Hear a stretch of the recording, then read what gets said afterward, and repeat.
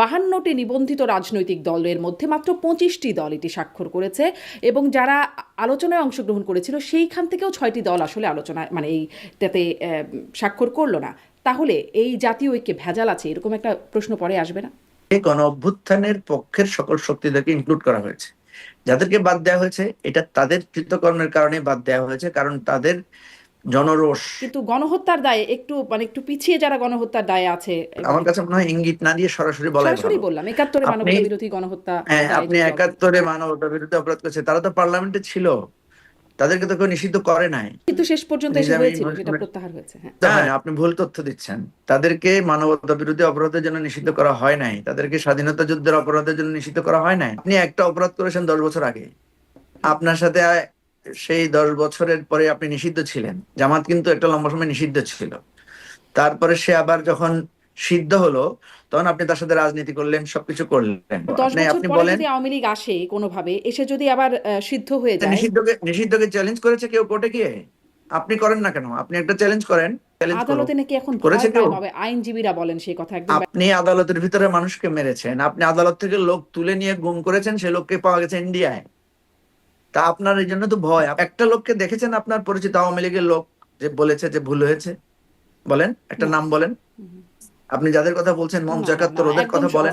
অভ্যুত্থানের সম্মুখ সারিতে যারা নেতৃত্বে ছিলেন, এনসিপির নেতাদের কথা বলছি, তারা থাকলেন না। এমনকি আসিফ মাহমুদ, মাহফুজ আলম উপদেষ্টা দুজন যারা আসলে ওই অভ্যুত্থানের নেতৃত্ব হিসেবে এই সরকারের মধ্যে ছিলেন, তারাও ছিলেন না এটাতে। যার যার ইগো নিয়ে এসে পড়ে থাকুক, ইলেকশন কার দরকার, তাহলে সরকার কন্টিনিউ করুক, অসুবিধা কি? সমাধান এটাই যে এই সরকার কন্টিনিউ করুক। না কেন, বা ইলেকশন যদি না হয় তাহলে কি আপনি বসবেন ক্ষমতা? জনাব মুজিবুর রহমান মঞ্জু, আপনাকে স্বাগত জানাচ্ছি পালস অফ পলিটিক্সে আমার আজকের আয়োজনে। আপনার কাছে নিশ্চয়ই শুরু ধন্যবাদ। করব জুলাই সনদ। সেই জুলাই সনদ যেটি জুলাই স্বাক্ষর হবার কথা ছিল, আচ্ছা সেটি জুলাই হলো না, আগস্ট, তারপর সেপ্টেম্বর গিয়ে অক্টোবরে অবশেষে স্বাক্ষর হলো। সেখানে যেটি দেখলাম যে এনসিপি সহ বাম দল, কতগুলো বাম দল, 6টি দল মোট স্বাক্ষর করলো না যারা আলোচনায় অংশ নিয়েছিল। তারপরে দেখলাম মানে স্বাক্ষরের আগে জামাতও একটা গাইগুই করলো, বিএনপিও বলল যে স্বাক্ষর করব কিনা সেটি গণমাধ্যমকে অপেক্ষা করতে হবে পরের দিন পর্যন্ত, মানে আগের দিন বললো এই কথা। সবারই মধ্যে একটা দ্বিধা, একটা দ্বন্দ্ব স্বাক্ষর করা নিয়েছিল। আপনারা কি সন্তুষ্ট হয়ে স্বাক্ষর করলেন? মানে আপনারা স্বাক্ষর করেছেন, পুরোপুরি সন্তুষ্ট, প্রক্রিয়া সবকিছু নিয়ে সন্তুষ্ট হয়ে স্বাক্ষর করলেন? হ্যাঁ শারমিন, প্রথম কথা হচ্ছে আমরা আসলে কিসে স্বাক্ষর করলাম? আমরা কিন্তু একটা অঙ্গীকারে স্বাক্ষর করেছি, এবং সেই অঙ্গীকারটা হচ্ছে 7টা অঙ্গীকারে 7টা পয়েন্ট আছে।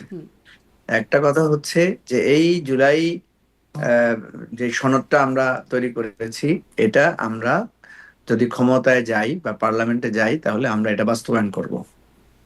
দ্বিতীয় হচ্ছে যে এই জুলাই সনদের প্রত্যেকটা অঙ্গীকার আমরা রক্ষা করব, এবং এই জুলাই যে অভ্যুত্থানটা হয়েছে, এই অভ্যুত্থানটাকে আমরা কখনো আইনগতভাবে চ্যালেঞ্জ করব না। এবং এই জুলাই অভ্যুত্থানে যারা আহত হয়েছেন, নিহত হয়েছেন, তাদের দেখভাল করা এবং তাদের দায় দায়িত্ব এবং তাদের যে বিচার, এই বিচার প্রক্রিয়া আমরা অবশ্যই এটা আমরা বিচার করব। এই ধরনের মানে বেশ কয়েকটা তারপরে মানে অঙ্গীকার, আসলে এই অঙ্গীকার আমরা স্বাক্ষর করেছি। এখন প্রথম কথা হলো যে জুলাই সনদে যা যা আছে সেটার সাথে আমরা একমত কিনা। আমরা তো টোটাল জুলাই সনদে যে 84টা পয়েন্ট আছে, 84টা পয়েন্টের সাথে বেশিরভাগ ক্ষেত্রেই দেখা গেছে আমরা একমত হয়েছি। কিছু কিছু জায়গায় দেখা গেল বিএনপি নোট অফ ডিসেন্ট দিয়েছে, আরো 2-1টা দল আছে যারা বিএনপির দেখা দেখি তারাও নোট অফ ডিসেন্ট দিয়েছে। আর 5 দল যেটা আপনি, আর 4 দল যেটা বললেন যে বাম আহ, অনুরাগী 4টা দল, তারা কিছু কিছু জায়গায়, একটা বা 2টা জায়গায় তারা নোট ডিসেন্ট দিয়েছে। কারণ আমাদের আলোচনা ছিল যে এই নোট অফ ডিসেন্ট গুলো যারা দিয়েছেন সেইটার বাস্তবায়নটা কিভাবে হবে। এই নোট অফ ডিসেন্টটা কি কার্যকর থাকবে, নাকি এই নোট অফ ডিসেন্ট সহ আমরা পাশ করব? তো নোট অফ ডিসেন্ট যেখানে দেওয়া হয়েছে সেখানে বলা হয়েছে যে এটা দল তারা যদি ম্যান্ডেট পায় তাহলে তারা সেটার ব্যাপারে তাদের ওই নোট অফ ডিসেন্টটা কার্যকর হবে। আদার দেন যেটা স্বাক্ষর হয়েছে এটাই মানে প্রিভেইল করবে, এই ধরনের একটা কথা সেখানে বলা হয়েছে। আমরা চেষ্টা করেছিলাম, বা এখনো আমাদের সেই দাবিটা আছে, আমরা যারা যারা নোট অফ ডিসেন্ট দিয়েছেন তাদেরকে বলছি যে ভাই আপনাদের নোট অফ ডিসেন্ট গুলো আপনারা প্রত্যাহার করে নেন। তা আমরা যেভাবে দেখি বিষয়টাকে, যে জুলাই সনদ এজ এ হোল এটা একটা আমাদের অনেক কষ্টের, অনেক ঐকমত্যের একটা দলিল। এবং এর বেশিরভাগ অংশের সাথে আমরা সবাই একমত হয়েই স্বাক্ষর করেছি এবং এটার একটা অঙ্গীকার করেছি যে এটাকে আমরা আগামী দিনের রাজনীতির একটা বিরাট মাইল ফলক হিসেবে আমরা দেখছি। তো সুতরাং এখানে আমরা মনে করি যে জিনিসটা আমরা এত কষ্ট করে তৈরি করেছি, যে জিনিসটার জন্য আমরা এত শ্রম দিয়েছি, সেই জিনিসটা বাস্তবায়নের অঙ্গীকারে আমি কেন স্বাক্ষর করব না, এটা হচ্ছে আমাদের চাওয়া। কিন্তু ওই আর যে দুই আপনি নাম্বার হচ্ছে বলছিলেন যে মানে আপনি বলছিলেন যে প্রত্যাহার যেন করে নেন নোট অফ ডিসেন্ট গুলো, আলোচনার তো এটা একটা জায়গা ছিল, এটা একটু ছোট্ট করে শুনবো কারণ এটা নিয়ে অনেক আলোচনা হয়েছে যে তারা যদি কিছুতে রাজি না হয় আপনারা কেন তাদেরকে অনুরোধও করবেন যে আপনারা রাজি হয়ে যান এই বিষয়ে, কেন করবেন? মানে এটা তাদের অধিকার যে তারা রাজি হবে না, তারা করবে না, তাদের রাষ্ট্র না না পরিচালনা নীতি এমনটা না। মানে মানে বিষয়টা হচ্ছে, যেমন ধরেন আপনার অধিকার আছে, আপনি আমার একটা আমন্ত্রণ গ্রহণ করতেও পারেন, নাও করতে হুম পারেন। না, আমি আপনাকে আমন্ত্রণ জানাচ্ছি যে না, আপনি আমার আমন্ত্রণটা গ্রহণ করেন। হুম আমরা যেহেতু মনে করছি যে যে কয়েকটা জায়গায়, যেমন ধরেন একটা বড় জায়গায় যেটা আমরা চেয়েছিলাম যে এইটাতে যদি বিএনপি একমত হয়ে যায়, তাহলে আমরা অন্যান্য জায়গাগুলোতে আমরা প্রয়োজনে আর ওনাদেরকে বেশি অনুরোধ করব না। আমরা বলেছিলাম যে আপার হাউসে যে ভোটের পিয়ার, আপার হাউসে কিন্তু পিয়ারই হচ্ছে। হুম হ্যাঁ, কিন্তু বিএনপি যেটাকে সাপোর্ট করছে সেটা হচ্ছে সিটের ভিত্তিতে পিয়ার। আমরা বলছি এটাকে ভোটের ভিত্তিতে পিয়ারটা বিএনপি যদি কনসিডার করে, তাইলে আমাদের অন্যান্য জায়গাগুলো, এগুলো তো একটা চলমান প্রক্রিয়া আকারে আমরা দেখব। ঠিক আছে? তো আমরা খুব কিছুটা হতাশ হয়েছি, যে আমরা আশাবাদী ছিলাম যে বিএনপি একটা পর্যায়ে গিয়ে এটা হয়তো তারা মেনে নেবে। হুম। তো এটা তারা মানেন নাই। এটা এখনো আমরা এই জন্য আমরা বলতেই থাকবো। ওনারাও যদি না মানেন, এটা আমি মনে করি যে এটা একটা আমাদের রাজনৈতিক কমিটমেন্ট। কারণ আপার হাউস যদি মানে ভোটের ভিত্তিতে পিয়ার না হয়, তাহলে আপার হাউসটা অ্যাকচুয়ালি এই আর কোনো আপার হাউস লোয়ার কার্যকারিতা হাউস থাকে মানে না। আলোচনাগুলো আপনারা করছেন খুব গুরুত্ব সহকারে করছেন, দীর্ঘদিন ধরে করছেন, সাধারণ মানুষের মাথার উপর দিয়ে যাচ্ছে অনেক ক্ষেত্রে। আমি একটু এটাও ছোট করে, কারণ এটাও আসলে আপনারা বলেন সবসময় আলোচনা ছোট করে যদি বলেন, এই আপার হাউস লোয়ার হাউস এটা কি এই যে নির্বাচন 26-এ হতে যাচ্ছে ফেব্রুয়ারিতে, সে তখন বাস্তবায়ন হবে না কবে বাস্তবায়ন হবে এটি? না, এটা তো তখনই বাস্তবায়ন হবে, কারণ যেহেতু জুলাই সনদ আমরা গ্রহণ করে ফেলেছি, স্বাক্ষর করে ফেলেছি, এবং এটা গণভোটে দেওয়ার ব্যাপারেও আমরা একমত হয়েছি। তাহলে গণভোটে দেওয়া মানে হচ্ছে জনগণও এটাকে অ্যাপ্রুভ করলো। তার নেক্সট পার্লামেন্ট এটাকে মানে প্রথম অধিবেশনেই এটার উপরে কার্যকারিতাটা শুরু করবে। তো আপার হাউস লোয়ার হাউস বলতে যেটা আপনি যেটা বললেন, যে আমি মনে করি যে এটা এখানে আবার নতুন করে বলার হুম প্রসঙ্গ না। আমাদের পার্লামেন্ট হচ্ছে এক কক্ষ বিশিষ্ট। হ্যাঁ, 300 আসন আছে, আপনি জানেন 50টা আসন হচ্ছে আমাদের নারীদের জন্য সংরক্ষিত। তো পৃথিবীর বিভিন্ন উন্নত দেশ, বিশেষ করে গ্রেট ব্রিটেন, আমেরিকা, তারপর আরো বিভিন্ন দেশে যেটা থাকে, সেখানে দুইটা হাউস থাকে পার্লামেন্টের। হ্যাঁ, কোথাও সেটাকে সিনেট হিসেবে বলা হয়, কোথাও লোয়ার চেম্বার, আপার চেম্বার বলা হয়, এই নানাভাবে এটাকে মানে চিহ্নিত করা হয়। তো আপার চেম্বার যেটা থাকে, মানে আপার হাউস যেটা থাকে, সেটার কিন্তু অ্যাকচুয়ালি ওই অর্থে আইন প্রণয়নের ক্ষমতা থাকে না, বা যে কোনো বিষয়ে তাদের ক্ষমতাটা হচ্ছে সীমিত, কিন্তু তারা হচ্ছে এক ধরনের অভিভাবক হিসেবে ভূমিকা রাখেন। আর এরা নির্বাচিত হন না, এরা পরোক্ষভাবে নির্বাচিত হন। তো পরোক্ষভাবে নির্বাচিত কেন হন? কারণ এদের বেশিরভাগ অংশটাই থাকে, এরা অরাজনৈতিক লোক হন। এরা বেশিরভাগই আমাদের সিভিল সোসাইটি বা বিভিন্ন বিষয়ের এক্সপার্ট লোকেরা থাকেন, যারা আমাদের যে নিম্ন কক্ষে যে আইনগুলো পাশ হবে, এই আইনগুলোর ব্যাপারে তারা নিজেদের মধ্যে আলোচনা করবেন, তারা সেখানে মতামত দেবেন। যদি সে আইনকে তারা মনে করেন যে এটা মানে আমাদের জনস্বার্থে ক্ষতিকর বা এটা আমাদের রাষ্ট্রের জন্য উপযোগী না, তাহলে তারা কিন্তু এটাকে আবার বিবেচনা করার জন্য হুম। লোয়ার হাউসে পাঠাতে পারবেন। এটা হচ্ছে জাস্ট হচ্ছে একটা অভিভাবক সুলভ ভূমিকাটা তারা রাখবেন, এবং এখানে তারা এক ধরনের নিরপেক্ষ ভূমিকা রাখবেন। তো এটা অনেক লম্বা, জি, আমি অনেক লম্বা জানেন যে আলোচনা। মানে আমি এটাই বলতে আপার চাচ্ছিলাম যে হাউসের অনেকেরই মাথার উপর দিয়ে যাচ্ছে। আপনারা হয়তো জনগণকে বোঝাবেন, বোঝানোর পরে একটা গণভোট হবে। মানে সেটা কবে বোঝাবেন সেটা নিয়েও অনেক প্রশ্ন আছে এবং তারপর কবে গণভোট সেটা নিয়ে ঐকমত্য নাই। কিন্তু আমি একটু আজকের আলোচনার জায়গাটিতে একটু বিশেষ করে আসতে চাই যে এই যে একটা সনদ, জুলাই সনদ, জাতীয় ঐক্যের সনদ বলছেন মাননীয় প্রধান উপদেষ্টা, তিনি বলছেন আল্লাহ একটি আমাদের বিশেষ দিন দিয়েছেন, বিশেষ ক্ষণ দিয়েছেন, যেটির কথা মনে করলে তার গা শিউরে উঠছে। যেই দিনে সমস্ত জাতি, সমস্ত রাজনৈতিক নেতা একসাথে হয়ে জুলাই সনদ স্বাক্ষর করছে। মানে সমস্ত জাতি একসাথে হলো কিনা এটা তো একটা ভেগ টার্ম, কিন্তু সমস্ত রাজনৈতিক দলগুলোই বা আসলে কোথায় একমত হলো? আমি যদি বলি এই অর্থে যে দেখা যাচ্ছে যে ওই যে 84টা প্রস্তাব, জুলাই সনদের যে একটা ভার্সন আমরা দেখতে পাচ্ছি কতগুলো দল ঐক্যমত হয়েছে, কতগুলো হয়নি। সংখ্যাতাত্ত্বিক একটা ব্যাপার আছে দেখছিলাম। সেই সংখ্যাতত্ত্ব বিশ্লেষণ করে ভবিষ্যতে যখন পাঠ্যপুস্তকে বা জাদুঘরে থাকবে, সেগুলো যখন বিশ্লেষণ হবে, তখন কি এটা আসবে না যে আসলে 52টি নিবন্ধিত রাজনৈতিক দলের মধ্যে মাত্র 25টি দল এটি স্বাক্ষর করেছে, এবং যারা আলোচনায় অংশগ্রহণ করেছিল সেইখান থেকেও 6টি দল আসলে আলোচনায় মানে এইটাতে স্বাক্ষর করলো না। তাহলে এই জাতীয় ঐক্যে ভেজাল আছে, এরকম একটা প্রশ্ন পরে আসবে না? হ্যাঁ, এই প্রশ্নটা যাতে আসলেও এটা যাতে মানে এন্টারটেইন না হয়, সেই জন্যই কিন্তু আমাদের এখানে গণভোটের প্রসঙ্গটা এসেছে। কারণ আমি আপনাকে বলি, আমরা যে 30টা দল এখানে আলোচনা করলাম, আহ, একটা সময় তো প্রশ্ন আসতে পারে যে এই 30টা দলের বাইরেও তো দল আছে। একটা প্রশ্ন আসতে পারে, ধরেন আপনি 55টা 56টা দল নিবন্ধিত আছে, দলের বাইরেও কি লোক নাই? দলের বাইরেও তো লোক আছে। আপনি বাংলাদেশের নাগরিক, আপনি তো কোনো দল করেন না, তাই না? তা আপনিও তো বলতে পারেন যে আমার মতামতটা কোথায়। তো এখানে কয়েকটা ভাবে আমরা জনমতের, মানুষের মতামত নেওয়ার চেষ্টা করা হয়েছে। আপনি জানেন যে কমিশনগুলো যখন কাজ করেছে, তারা পাবলিকলি ওপিনিয়ন সিক করেছে, পাবলিকলি ওপিনিয়ন দেওয়ার জন্য বলেছে। এবং যখন আবার তারা বিভিন্ন প্রস্তাব দিয়েছে, সেখানেও তারা এক ধরনের জরিপ, এক ধরনের মতামত গ্রহণ করেছে, ওয়েবসাইটে সরাসরি মানুষকে ইনভলভ করেছে। এখন আপনি হয়তো বলতে পারেন যে ওয়েবসাইট, তারপরে জরিপে কত পার্সেন্ট লোক অংশগ্রহণ করে। এবং এই কারণেই কিন্তু এই দেখবেন, প্রতিদিন আমাদের টক শোতে আলোচনা হচ্ছে, প্রতিদিন এগুলো নিয়ে বিশ্লেষণ হচ্ছে, পত্রিকায় রিপোর্ট হচ্ছে, এবং দেন ফাইনালি আমরা বলছি যে গণভোট দিতে হবে। গণভোট যখন হয়ে যাবে, তখন আমরা একটা দায় মুক্ত হলাম যে ভাই আপনার মতামত তো আমরা চেয়েছিলাম এটার জন্য, ঠিক আছে?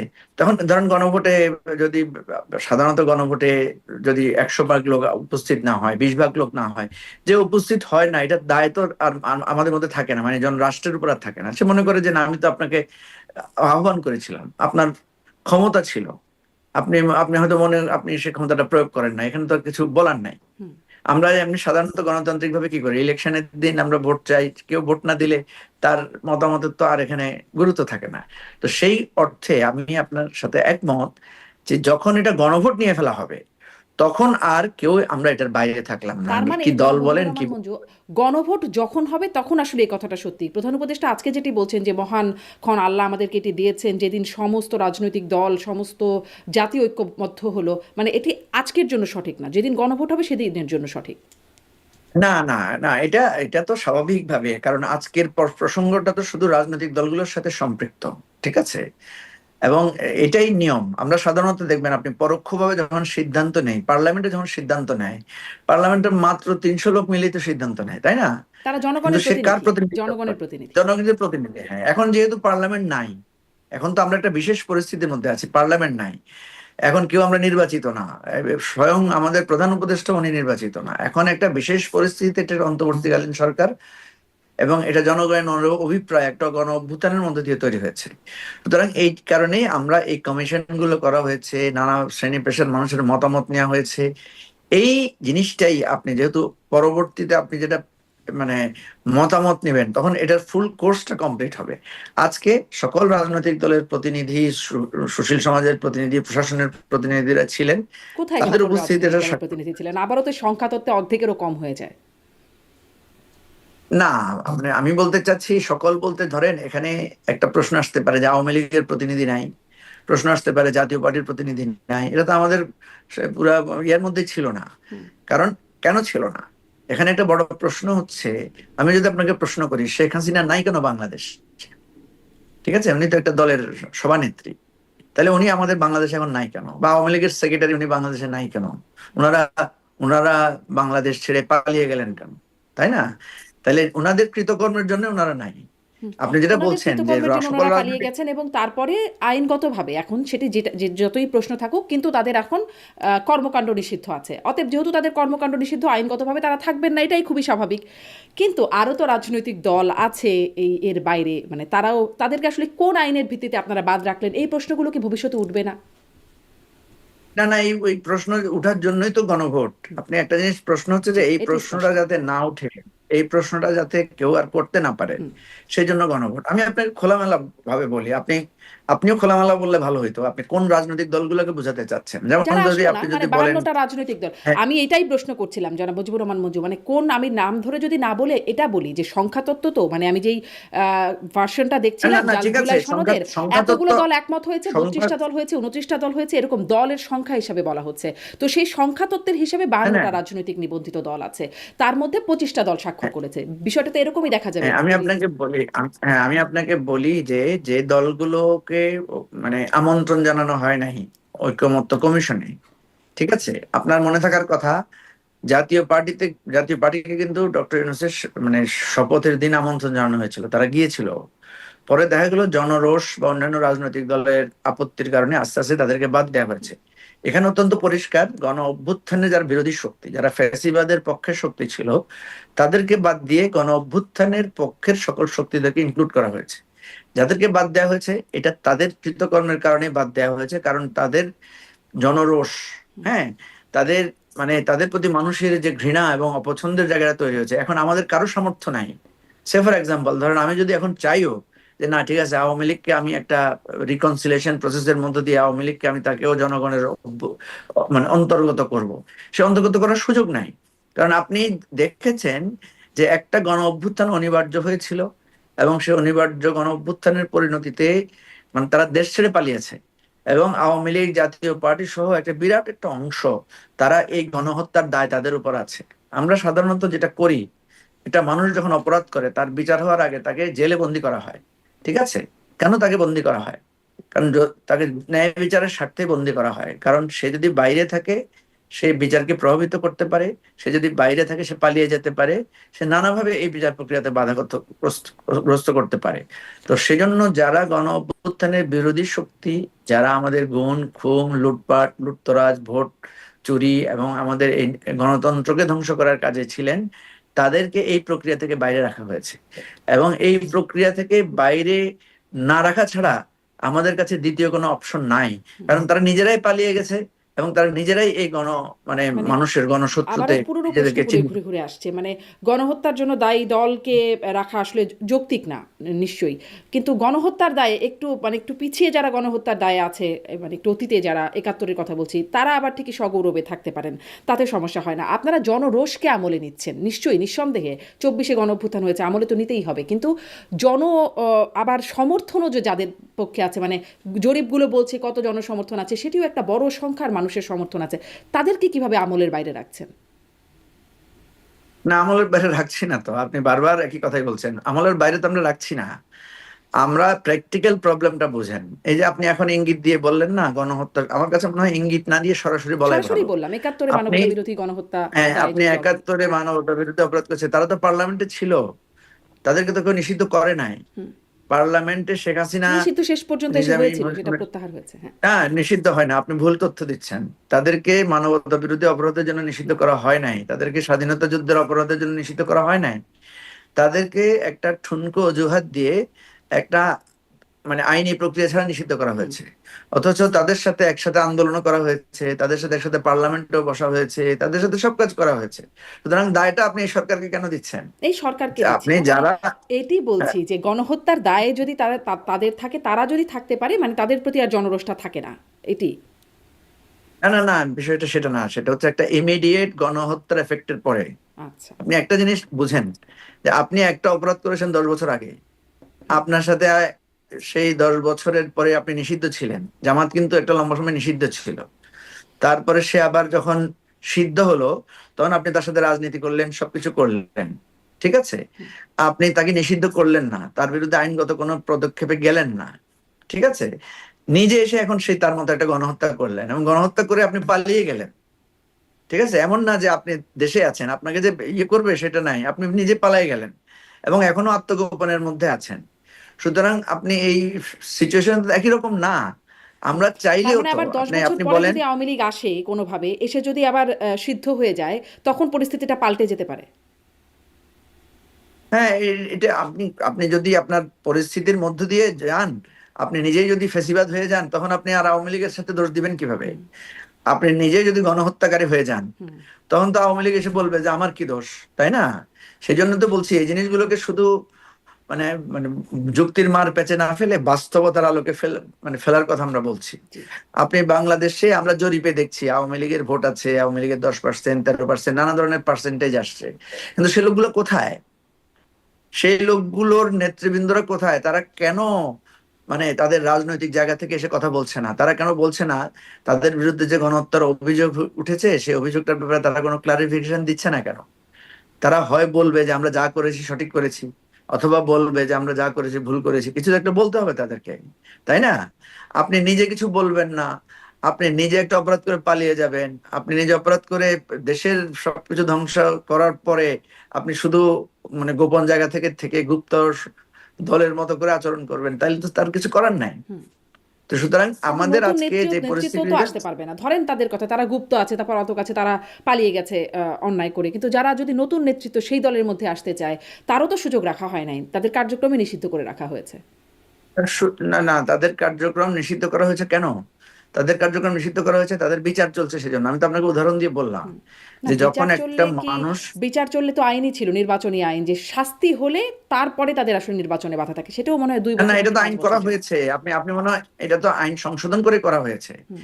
আইনটাকে সংশোধন করেই বলা হয়েছে যে একটা এ ধরনের মানবতা বিরোধী অপরাধের জন্য যারা অপরাধী, যাদের বিরুদ্ধে তদন্ত চলবে, তাদের দলটাকে কার্যক্রম নিষিদ্ধ করার ক্ষমতা এই ট্রাইব্যুনালকে দেয়া হয়েছে, সে কারণে তো করা হয়েছে। আর আপনি নিজে তো সেটা প্র্যাকটিস করেছেন, আপনি আপনি দল নিষিদ্ধ করেছেন না? বাংলাদেশে আরো অনেক দল নিষিদ্ধ আছে না এখনো? একটা সন্ত্রাসবাদী দল, জি। তার মানে পৃথিবীতে এখন যেহেতু যতগুলো তাদের কর্মকাণ্ড সন্ত্রাসবাদী নিষিদ্ধ, দল তাদের নিষিদ্ধ হয়েছে, ভোটারদের ভোট আমলে না নিলেও চলবে।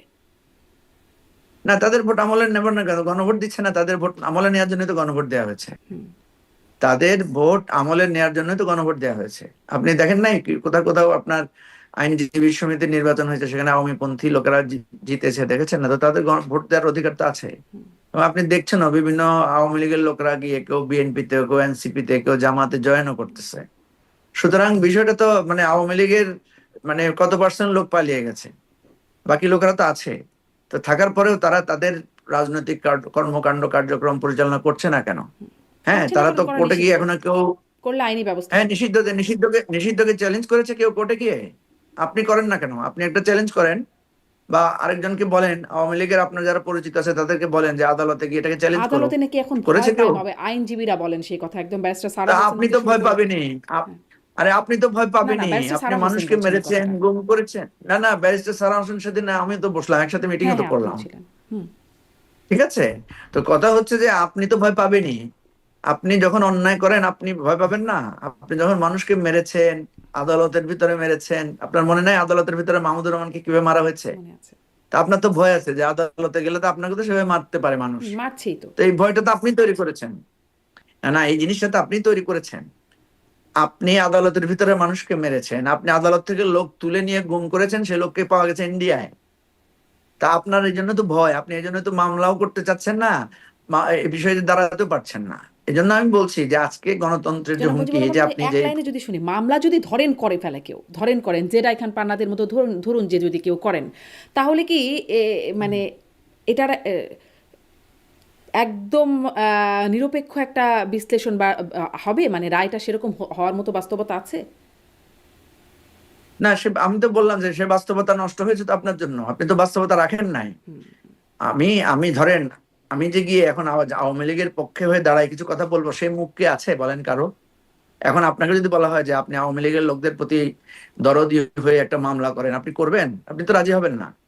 বাংলাদেশে আওয়ামী লীগের দরদি, আপনি যদি ঢাকা ইউনিভার্সিটি টিচারদের কথা চিন্তা করেন, ঢাকা ইউনিভার্সিটিতে যদি 1,500-2,000 টিচার থাকে, তার মধ্যে 700-800 টিচারই তো হচ্ছে আওয়ামীপন্থী টিচার, শিক্ষক। এরা আমাদের কে এতদিন নানা বিবেক, নানা কিছু শিক্ষা দিয়ে এসেছেন। তো ওনারা চুপচাপ আছেন কেন? কারণ হচ্ছে ওনারা এই অন্যায়, ওনারা এই জঘন্য হত্যাকাণ্ডের পক্ষে দাঁড়িয়ে কথা বলার সেটাকে করার নৈতিক ক্ষমতা নাই। একদমই তাই, দেখেন একদম। মানে সেখানে নৈতিকতার যেমন জায়গা বাস্তবতা আছে, নৈতিক মানতে ক্ষমতার জায়গা আছে, আবার একটা ভয়ও কিন্তু আছে মুজিবুর রহমান মঞ্জু। কোথায় হ্যাঁ ভবের হ্যাঁ, শিকার ভয় হয়ে তো যান, পাবেই কথা বলতে গেলে সন্ত্রাস ভাই। বিরোধী আইনে ভাই মানে আটক হয়ে যান একটা কিনা। একটা পকেট মার যখন আরেকজনের পকেট মারে সে তো ভয়ে থাকবেই। একটা লোক যখন চুরি করে সে তো ভয় থাকবেই। একটা লোক যখন খুন করে, গুম এই যে করে, ধরুন মঞ্চ গণতন্ত্র ৭১ ধ্বংস থেকে যে করে, ভোট চুরি গ্রেপ্তার করে। করে নিয়ে গেল সন্ত্রাস দমন আইনে, এটি আসলে মানে এটি কেমন কথা হলো? এটি কি এরকমটা যদি হয় তাহলে কি মানুষ ভয় পাবে না? হ্যাঁ হ্যাঁ, আমি তো বলছি ভয় পাবে। ভয় পাবে না কেন? আপনি আওয়ামী লীগের পক্ষে কথা বলে আপনি ঘরে ফিরতে পারবেন কিনা তার নিশ্চয়তা আমরা দিতে পারছি না তো। কিন্তু দেওয়ার তো এবং কথা এটা ছিল তো আপনিই রাষ্ট্রের। তৈরি করেছেন। না, রাষ্ট্রের কথা ছিল না, আপনি রাষ্ট্র রাখেন নাই।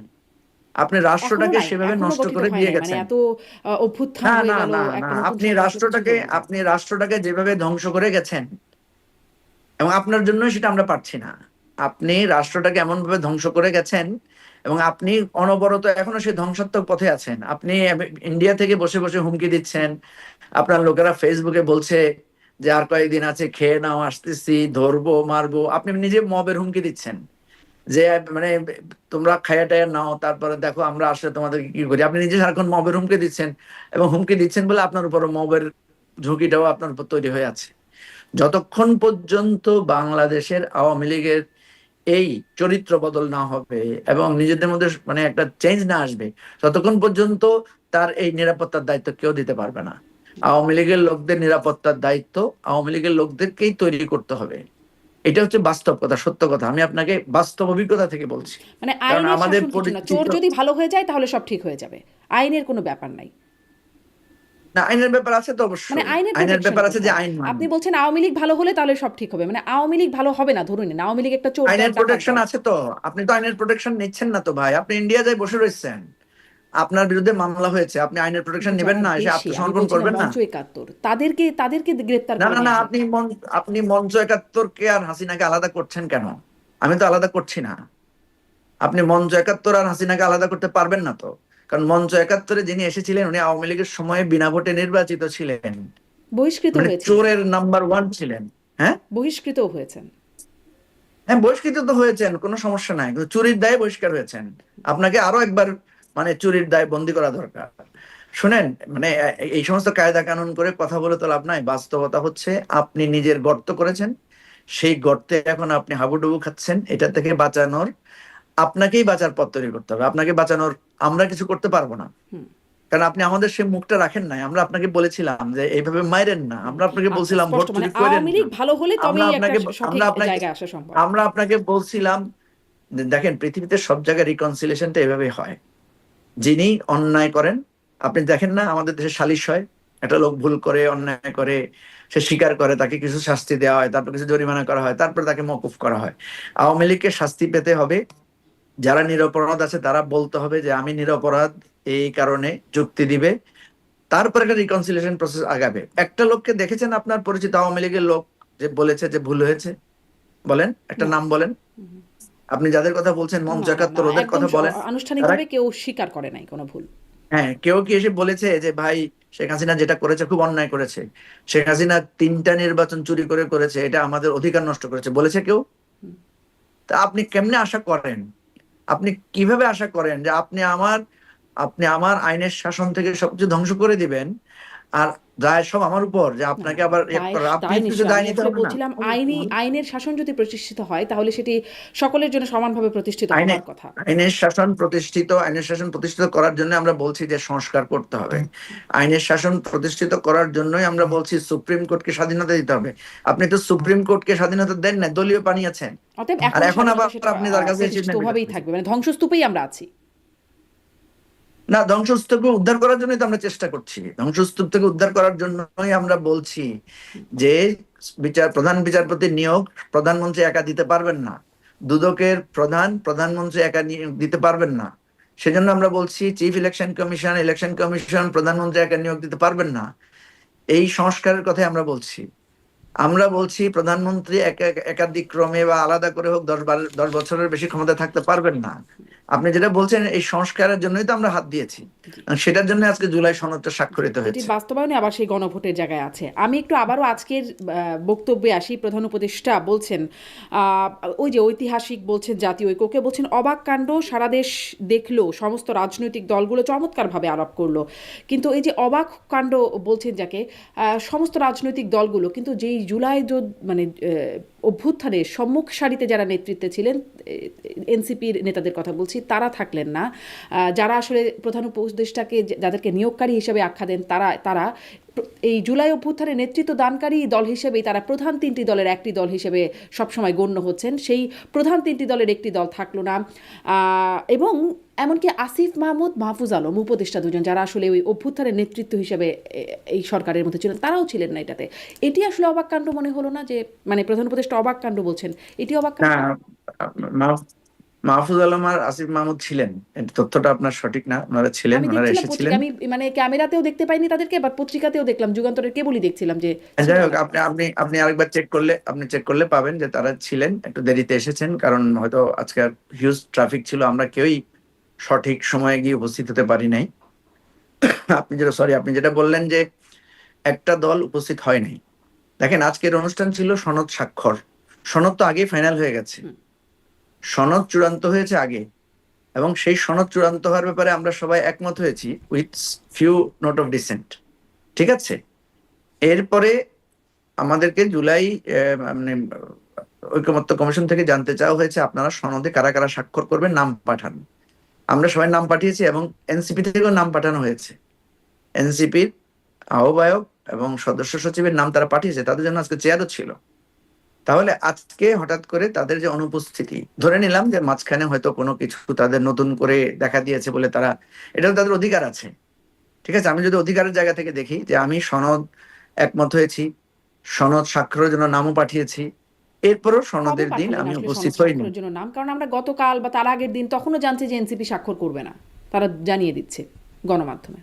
স্বাক্ষর স্বাক্ষর করবে না, এটা তো ধরেন আমরাও বহুবার বলেছি যে সনদ বাস্তবায়নের বিষয়ে পরিষ্কার না হলে আমরা স্বাক্ষর করব না। সনদ বাস্তবায়নের বিষয়ে তো আমাদের মধ্যে আলোচনা হয়েছে, আলোচনায় আমরা ফিক্স করেছি কয়েকটা পদ্ধতি, এবং সেই পদ্ধতিতে যখন আমরা একমত হতে পারি নাই, তখন আমরা বলেছি যে এটা এখন সরকারের হাতে, সরকার একটা সিদ্ধান্ত দিলেই হবে। ঠিক আছে, এই জিনিসগুলো একদম খোলামেলা পাবলিকলি লাইভ অনুষ্ঠানের মধ্য দিয়ে আলোচনা হয়েছে। এখন প্রশ্ন হচ্ছে, সনদ আলোচনায় আমরা ছিলাম, সনদ আলোচনায় সনদ প্রস্তুতের ব্যাপারে আমরা একমত হয়েছি, ওই যে ওই সনদ প্রশ্নটা, কবে বাস্তবায়নের আসলে নাম ব্যাপারে পাঠালেন আহ্বায়ক এবং দুজনের নাম পাঠালেন এনসিপি থেকে, কবে পাঠিয়েছেন? নাম নাম পাঠিয়েছে আরো 3 দিন আগে। 3 দিন আগে আমাদের কাছ থেকে যখন চাওয়া হয়েছে, আমরা একটা নির্ধারিত টাইম ছিল, সেখানে সবাই নাম পাঠিয়েছি। ঠিক আছে, তাহলে আপনি নামও পাঠালেন, নাম পাঠালেন মানে আপনি উপস্থিত থাকতে হবে, বাধ্যতামূলক বিষয় না। আমি বলছি প্রসেসটা আপনি এগ্রি করেছেন। এখন এনসিপি আজকে যে কথাটা বলে তারা মানে অনুপস্থিত ছিল, তারা বলছে তারা বাস্তবায়নের স্বীকৃতিটা দেখে তারপরে তারা স্বাক্ষর করবে। তারা স্বাক্ষর করবে না কিন্তু বলে নাই, তারা বলেছে তারা বাস্তবায়নের মানে প্রক্রিয়াটা দেখে তারপরে তারা স্বাক্ষর করবে। ঠিক আছে, আপনাকে একটা কথা বলি, আজকে আমরা যে অঙ্গীকারটা করেছি এটা হচ্ছে আমরা পার্লামেন্টে যখন নির্বাচিত হব এবং আমরা যদি সরকারে থাকি আগামী দিনে আমরা এই কাজগুলো করব। প্রত্যেক দল তার নিজের নিজের অঙ্গীকারটা সে সেখানে স্বাক্ষর করেছে। সুতরাং আজকে কারো অ্যাবসেন্সে কেউ আসতে পারে নাই, ধরেন কেউ কেউ একটা দল তো অসুস্থতার জন্য আসতে পারে নাই, কোনো একজন নেতা হয়তো দেখা গেল, তিনি তো পরে স্বাক্ষর করতে পারবেন। কথা হচ্ছে আমরা তো এগ্রি করে ফেলেছি এটার সাথে। কথাটা হচ্ছে আপনার সাথে আমি বাড়ি ভাড়া চুক্তি করে ফেলেছি, বাড়ি ভাড়ার একমত হয়েছে, এখন শুধু ডিড সাইন বাকি। ডিড সাইনের আজকে একটা আনুষ্ঠানিক তারিখ ছিল, এই তারিখে বেশিরভাগ দল এসেছে, বেশিরভাগ দল এসে স্বাক্ষর করেছে। একটা দল আসে নাই, তারা বলেছে তারা স্বাক্ষর করবে, বাট তারা আগে এটা কিভাবে বাস্তবায়ন হয় সেটা দেখতে চায়। এটাই একটা কারণ। এখন এর বাইরে আরেকটা যেটা, মানে সেটা হচ্ছে চুক্তি জুলাই তখনই যোদ্ধাদের কথা কার্যকর আপনি হয় যেটা যখন সেটি বলেছেন। স্বাক্ষর হয়। আসলে চুক্তিতে স্বাক্ষর একটি মানে অন্যতম উপাদান চুক্তি সম্পন্ন হবার। হ্যাঁ, এটা তো হতেই পারে, ধরেন আপনি সবকিছু করলেন, আপনি বাড়ি ভাড়া ঠিক করলেন, এরপরে চুক্তি স্বাক্ষর করলেন না, তাহলে তো বাড়ি ভাড়া হবে না। ঠিক হবে না। আছে, তো সেটা তো একটা দল, আপনার 32টা দল আলোচনা করলো, 25টা দল স্বাক্ষর করলো, আর 7টা দল এখনো করে নাই। ঠিক আছে, কমিশন বলছে যে এই 7টা দল স্বাক্ষর করার জন্য আরো 10 দিন সময় পাবেন, তারা পরেও স্বাক্ষর করতে পারবেন। তাহলে একটা যে গেল। এখন ধরেন 7 দিন পরেও তারা স্বাক্ষর করলো না, এই স্বাক্ষর না করা মানে কি? স্বাক্ষর না করা মানে কি তারা এই অঙ্গীকারটা করলো না। আমরা এখানে যে জিনিসগুলো করেছি সেই অঙ্গীকারে তারা স্বাক্ষর করলো না। এটা কিন্তু জুলাই সনদে স্বাক্ষর করা না, এটা হচ্ছে অঙ্গীকারে স্বাক্ষর করা। তো অঙ্গীকারে স্বাক্ষর না করলে সেই অঙ্গীকার থেকে মুক্ত হয়ে গেল, ওনার এই বাস্তবায়নের দায় থেকে উনি মুক্ত থাকলেন। ইন্টারপ্রিটেশন তো এইভাবেই হবে, কথা বোঝেন না? সো যতক্ষণ পর্যন্ত আলোচনা হয়েছে এবং সেখানে এগুলো লিখা আছে কে কোন বিষয়ে একমত হয়েছে, কে কোন বিষয়ে দ্বিমত পোষণ করেছে, এই বিষয়গুলো তো সেখানে সব বলা আছে। আমরা যেটা মনে করি যে জুলাই সনদ স্বাক্ষর একটা পার্ট, জুলাই সনদের বাস্তবায়ন প্রক্রিয়া আরেকটা পার্ট, জুলাই সনদে নোট অফ ডিসেন্ট এটা আরেকটা পার্ট। এই তিনটা পার্টকেই আমরা আগামী দিনের রাজনীতির প্রধান লক্ষ্যবস্তু হবে। বিএনপি যে যে বিষয়গুলো যারা নোট অফ ডিসেন্ট দিয়েছে এটা কিন্তু আমাদের সারা জীবনের রাজনৈতিক ভাবে আমরা কিন্তু বলবো যে আপনারাই সংস্কারের কথা বলেছেন, কিন্তু সংস্কারের এই এই জায়গায় আপনারা নোট অফ ডিসেন্ট দিয়েছেন, এবং এটা আমরা জনমত তৈরি করব।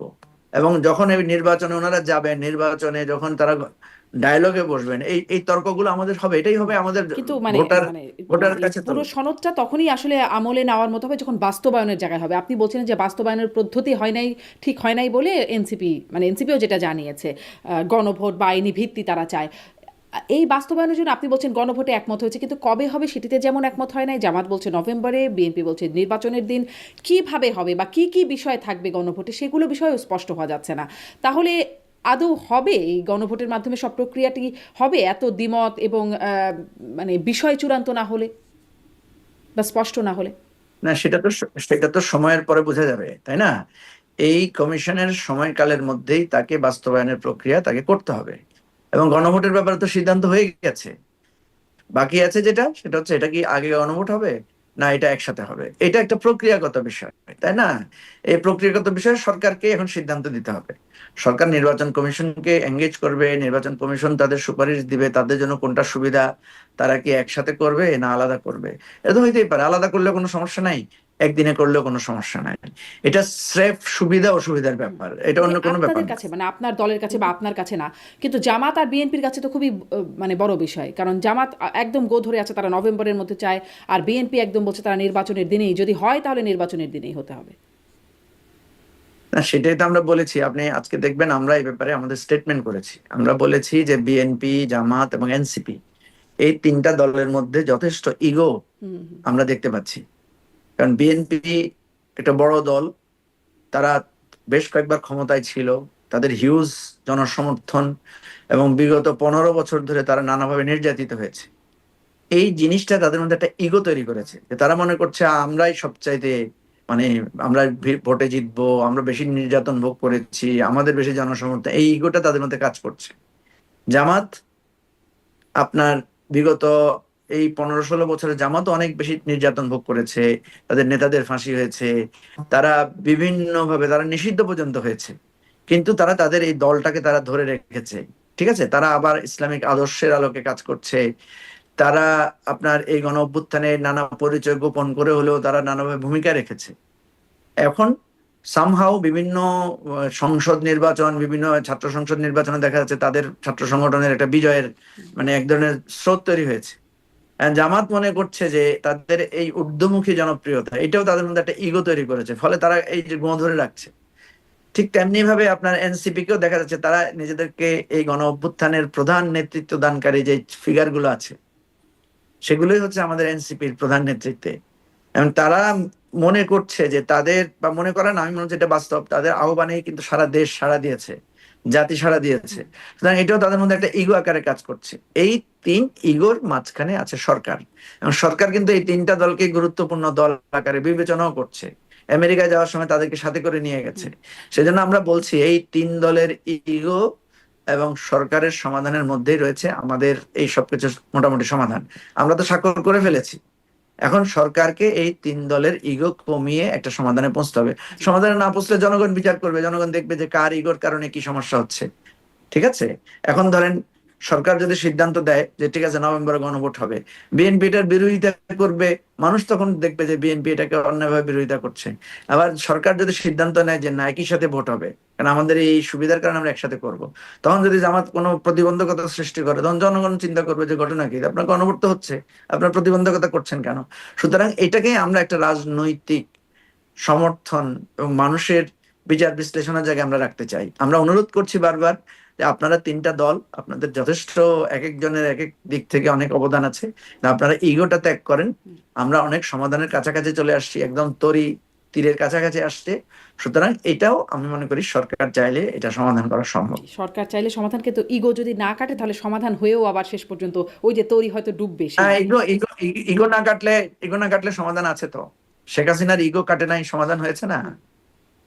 সুতরাং ইগো না কাটলে সমাধানও আছে। ধরেন যার যার গো ধরে বসে থাকলো তাহলে কি হবে? ইগো না থাকলে জনগণ ফয়সালা করবে, জনগণ আবার নেমে আসবে, গণ অভ্যুত্থান হবে। গণ অভ্যুত্থান তো শুধু শেখ হাসিনার বিরুদ্ধে হবে বিষয়টা তো এমন কোনো কোথায় লেখা নাই। জনগণ যখন দেখবে যে তোমাদের ইগোর কারণে, দেখেন শেখ হাসিনা তার ইগোর কারণেই কিন্তু সে একের পর এক ভুল করেছে এবং সেই ভুলের মাসুল তাকে খুব চড়াভাবে দিতে হয়েছে।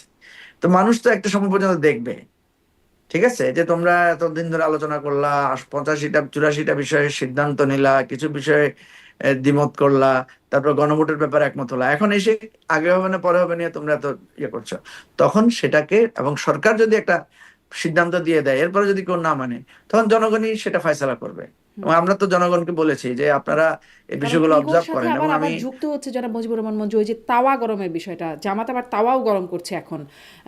মানে গরম হতে হতে সেই গরম চুলায় গিয়ে কি অবস্থায় গিয়ে পড়বে সেটা তো একটা চিন্তার বিষয়ই বটে বলে মনে হয়। তার মানে আবারও একটা অস্থিরতা, আবারও একটা গণঅভ্যুত্থানের শঙ্কা আমাদের মানে মনে রাখতেই হবে। হ্যাঁ, তা তো রাখতেই হবে। আপনি আপনি আইন মানবেন না, আপনি মানুষের রায় শুনবেন না, আপনি ইগো নিয়ে পড়ে থাকবেন। আপনি কত বড় লোক ছিলেন, কত মানুষের ছিল, আমরা বিশাল বিশাল জনসভা জামাত বিএনপি করেছে না, তো বড় বড় জনসভা করে কি তারা সরকারকে হটাতে পেরেছে? পারে নাই তো। সুতরাং এগুলো কি মানুষ ভুলে গেছে এত তাড়াতাড়ি? ভুলে যায়নি। তার মানে কি নির্বাচনটা ফেব্রুয়ারিতেই হবে? ফেব্রুয়ারিতেই হবে বারবার বললেও প্রশ্নবোধক রয়ে যাচ্ছে। মানে আবারও যদি গণঅভ্যুত্থানের সংখ্যা থাকে, ইগো না হলে, আবারও যদি অস্থিরতার সংখ্যা থাকে, তাহলে কি নির্বাচনটা আসলেই প্রশ্ন রয়েই গেছে এখনো? হ্যাঁ, নির্বাচন তো প্রশ্নবিদ্ধ হচ্ছে ওনাদের এই ইগোর সংকটের কারণে। ওনারা যদি নির্বাচন চান তাহলে ইগো কমিয়ে ইলেকশনে চলে যাবেন, তারা একটা সিদ্ধান্তে পৌঁছে যাবেন। এখন তো আমরা খুব কাছাকাছি চলে আসছি। এখন হচ্ছে গণভোটটা কবে হবে, নভেম্বরে হবে না একসাথে হবে, বাস এটা একটা ফয়সালা হয়ে গেল তো হয়ে গেল। আরেকটা হচ্ছে বাস্তবায়নের প্রক্রিয়া কি, এটা কি আদেশের মাধ্যমে হবে না অধ্যাদেশের মাধ্যমে হবে, ব্যাস এটা একটা সেটেল করে ফেললেই তো হয়ে গেল। তারপরে পার্লামেন্ট ইলেকশন দিতে তার কোনো অসুবিধা নেই। শুনতে তো খুব সহজ মনে হচ্ছে, কিন্তু এখানে এসে আটকে যাচ্ছে এত রাজনৈতিক দলগুলো, এত দিনের আলোচনায় শেষ হচ্ছে না। অতএব খুব যে সহজ তা আসলে মনে হচ্ছে না। কিন্তু আবার এনসিপি বলে রেখেছে এই জুলাই সনদের ভিত্তিতেই নির্বাচনে যেতে হবে, এবং আর সাথে আরো যুক্ত হয়েছে একটা শাপলার ঘাপলা, যদি শাপলা না পায় তাহলে নাকি নির্বাচনে যাবে না। মানে এই তো ঘাপলাগুলো বা ভেজালগুলো রয়েই যাচ্ছে। তাহলে আপনার কি মনে হয় ফেব্রুয়ারিতে নির্বাচন হবে? প্রধান উপদেষ্টা বলছেন কথার কথা না, নির্বাচন হবেই ফেব্রুয়ারিতে, হবে তো? হ্যাঁ, নির্বাচন তো হবে। নির্বাচন হওয়ার ব্যাপারে তো আমি এখানে বাধা দেখি না। আমি কারণ আমি দেখি শাপলা, এই তো ধরেন ইগো দিয়ে এনসিপি ইগো দেখিয়ে ইলেকশনে আসলো না, সমস্যা কি? জামাত ইগো দেখিয়ে ইলেকশনে আসলো না, অসুবিধা কি? বিএনপি ইগো দেখিয়ে ইলেকশনে আসলো না, অসুবিধা কি? আমি তো কোনো সমস্যা দেখি না। বাংলাদেশে আপনার যার যার ইগো নিয়ে এসে পড়ে থাকুক, ইলেকশন কার দরকার, তাহলে সরকার কন্টিনিউ করুক, অসুবিধা কি? তারাই তো ইলেকশন চাচ্ছে। সমাধান গিয়ে এটাই হবে যে সরকার কন্টিনিউ করুক, মানে সেই প্রধান উপদেষ্টা যেটি বলেন 5 বছর। আপনি কি চাচ্ছেন? আপনি আসলে কি চাচ্ছেন? আপনি আসলে কি চাচ্ছেন? আপনি কি কি ভালো মনে করতেছেন? আপনি বলতেছেন ইলেকশন হবে না, আবার বলতেছেন ইলেকশনের সমাধান। আপনি আসলে বলতে চাচ্ছেন কি? আমি তো বলছি ইলেকশন ক্লিয়ার ডেট, মানে একটা টাইম ফিক্স করা হয়েছে। আমি আসলে ব্যক্তিগতভাবে আমি কিছু বলতে চাচ্ছি না, আমি আসলে এটি বুঝতে চাচ্ছি অস্পষ্টতাগুলো যদি থেকে থাকে তাহলে সেখান থেকে আসলে কোথায় সমাধান? সমাধান এটাই যে এই সরকার কন্টিনিউ করুক, বা নির্বাচন যদি সত্যি ওই ওই ওই জায়গাগুলো যেগুলোর ক্ষেত্রে আপনি বাধা বলছেন ইগো। আরে ভাই, ইলেকশন যদি না হয়, আপনি আপনি একটা সহজ জিনিস বুঝছেন না কেন? ইলেকশন যদি না হয় তাহলে কি আপনি বসবেন ক্ষমতায়? নিশ্চয়ই না। ক্ষমতায় তো কেউ একজন থাকতে হবে। ইলেকশন না হলে যারা ক্ষমতা আছে তারাই থাকবে, এটাই তো কথা। আর যদি ইলেকশন হয় তাহলে ক্ষমতা বদল হবে। তো এখন যে ক্ষমতায় আছে সেই ইলেকশন দিচ্ছে, আমরা যারা ইলেকশন করতে চাচ্ছি, আমরা ইলেকশনের ব্যাপারে সবাই তো ইলেকশনের জন্য ক্যাম্পেইন শুরু করেছে। একটা ইগো, একটা ডিসিশনের জন্য এটা পথে আছে। এটা সমাধান না হলে যারা ইলেকশন দিচ্ছে তারা ইলেকশন করবে কিভাবে? আপনাকে তো ইলেকশনে যাইতে হবে। আপনি শাপলা ছাড়া ইলেকশনে যাবেন না। আপনি নভেম্বরে না হলে যাবেন না, তো ওই ওই ভদ্রলোক ইলেকশন দিবে কিভাবে আপনি না গেলে? কথা তো পরিষ্কার। আপনি তার মানে পথ নির্বাচন সরাবেন। বানচালের ষড়যন্ত্র বলে যে কথাটা প্রচলিত হয়ে আসছে বা বিভিন্ন আলোচনায়, টকশো বা বিভিন্ন আলোচনায় আসছে, সেটির একটা রূপ আছে, বাস্তবতা আছে। না, বাস্তবতা তো আপনি চোখেই দেখলেন, এতক্ষণ তো আপনি সেটাই এই জন্যই বলছেন। আমি আরেকবার এক লাইনে সামারি নির্বা করছিলাম। আমি আপনাকে আবারও বলছি, নির্বাচন ফেব্রুয়ারিতে। আপনি যেহেতু আরো ভালোভাবে বুঝতে চাচ্ছেন, আপনাকে ভালোভাবে বুঝাই বলি। নির্বাচন ফেব্রুয়ারিতে। সব দল নির্বাচনী প্রচারণায় নেমে গেছে। সবচেয়ে বেশি নির্বাচনী প্রচারণায় এগিয়ে আছে জামাত, তারপরে আছে বিএনপি, তারপরে অন্যান্য দল। আমরা নিজেরাও গতকালকে আমাদের 109 জনের প্রার্থী তালিকা, প্রাথমিক প্রার্থী তালিকা ঘোষণা করেছি। দেখেছেন না? হুম। তাহলে নির্বাচনের কার্যক্রম অলরেডি চলছে। নির্বাচন কমিশন নির্বাচনের প্রস্তুতিগত তৎপরতা শুরু করেছে। এখন প্রতিবন্ধকতা কোথায়? প্রতিবন্ধকতা তো নির্বাচনের সাথে কোনো কিছু প্রতিবন্ধক নাই। প্রতিবন্ধকতা হচ্ছে জুলাই সনদ বাস্তবায়নের আজকে একটা নর্ম আমরা ওভারকাম করে ফেলেছি। সেটা হচ্ছে জুলাই সনদের অঙ্গীকারে স্বাক্ষর করেছে। দেন হচ্ছে এই জুলাই সনদটা সরকার একটা আদেশ দিবে, তারপরে এটার ভিত্তিতে একটা গণভোট হবে, এবং গণভোট হওয়ার পরে আমরা ওই যে আপনি যে সংখ্যাগুলো বললেন যে কাউকে আনা হয়েছে না, কার মতামত নেওয়া হয়েছে কিনা, এই জায়গাটা একটা পরিষ্কার থাকবে। এবং নেক্সট পার্লামেন্ট তারা বাউন্ড হবে যে এই জুলাই সনদের ভিত্তিতে রাষ্ট্রটা পরিচালনা করার জন্য। এবং এই জুলাই সনদের ভিত্তিতেই 10 বছরের জন্য প্রধানমন্ত্রীর মেয়াদ ঠিক হবে। এই জুলাই সনদের ভিত্তিতে 70 অনুচ্ছেদ পার্লামেন্টে মানে কন্টিনিউ করা হবে, মানা হবে।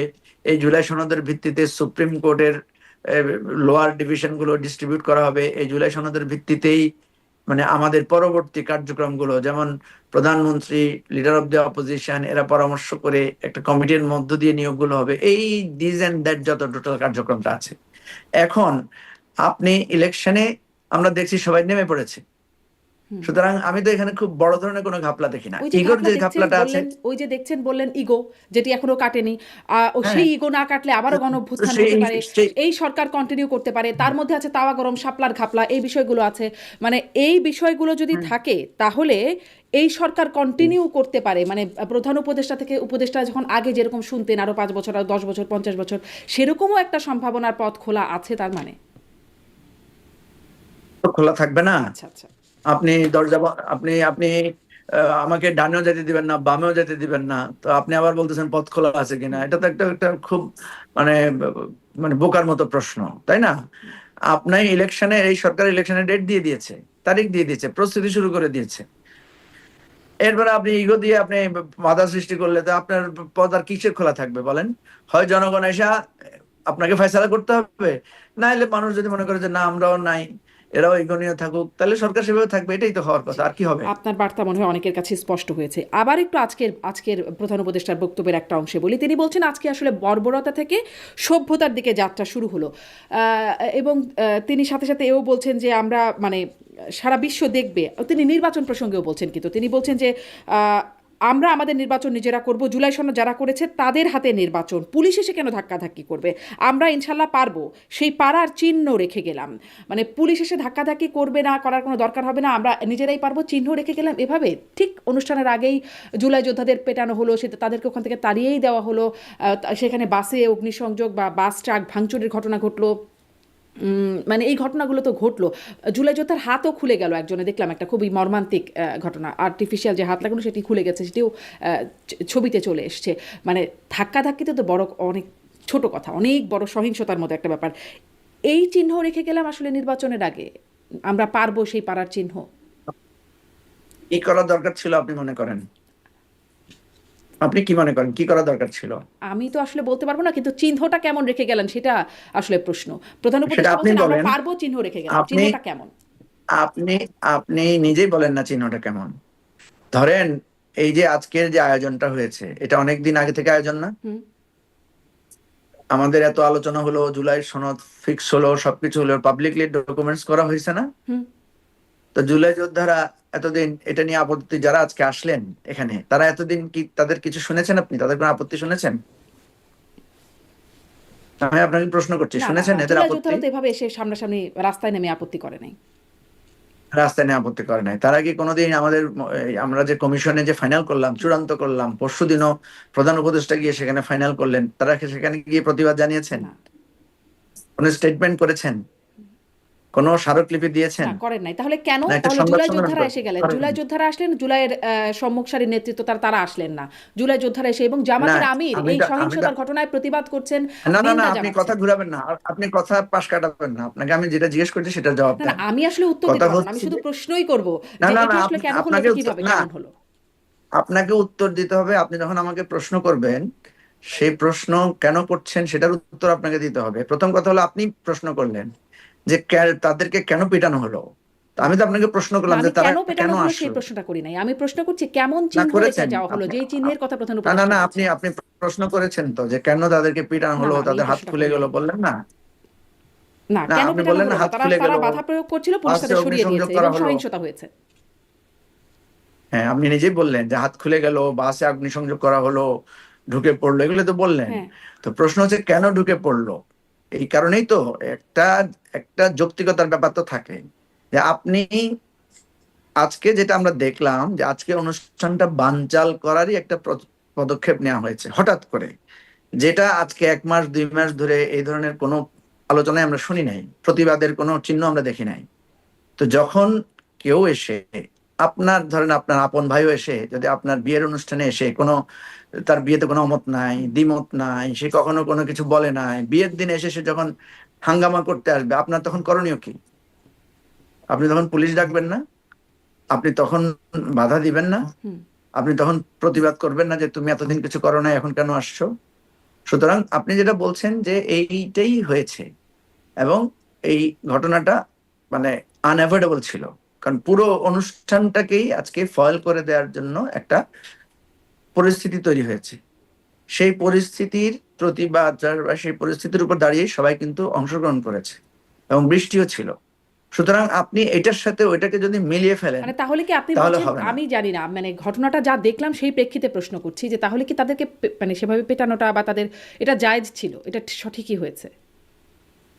আপনি বলেন না কি ছিল। আমি তো বললাম আপনার বিয়ের অনুষ্ঠানে বিয়ের তো আপনার আসলে আপন এটা তো ভাই বিয়ের যদি এসে, অনুষ্ঠান না, আর যদি বিয়ের অনুষ্ঠান হয় তারাই আসলে বরকনের ভূমিকায়, কারণ তারা জুলাই যোদ্ধা, স্বাক্ষর হচ্ছে জুলাই সনদ। সেটাই তো বললাম, আরে ভাই আপনার ভাই, আপনার আপনার বিয়েতে আপনার ভাই বরকনে না, অংশ না? সে এতদিন প্রতিবাদ করলো না, বিয়ে হচ্ছে, সম্বন্ধ হচ্ছে, সবকিছু সে দেখতেছে, আজকে হঠাৎ বিয়ের দিন এসে করলে, তাহলে আপনি সে বিষয়টা কিভাবে নিবেন? আমি তো আপনাকে জিজ্ঞেস করতেছি। আপনি বলেন না যে আপনি কি হাসি মুখে বলবেন আসো হে ভাই না, আমার আসলে বিয়ে তার ভেঙে মানে দিই, কি এটা এই করবেন? বিয়ের বরকনে হচ্ছে, যদি এটা বিয়ের আয়োজন হয়, বরকনে হচ্ছে এই পক্ষগুলো আর তারা হচ্ছে তৃতীয় পক্ষ, মানে ভাই বোন বা আত্মীয় স্বজন, তারা আর এসে ঝামেলা তৃতীয় পক্ষ করছেন। না তো, তৃতীয় পক্ষ না, তৃতীয় পক্ষ না তো। হ্যাঁ আপনি তো মানে আপনি বারবার বিষয়গুলোকে জটিল করছেন, কারণ আমি তো খুব সহজভাবে বলছি।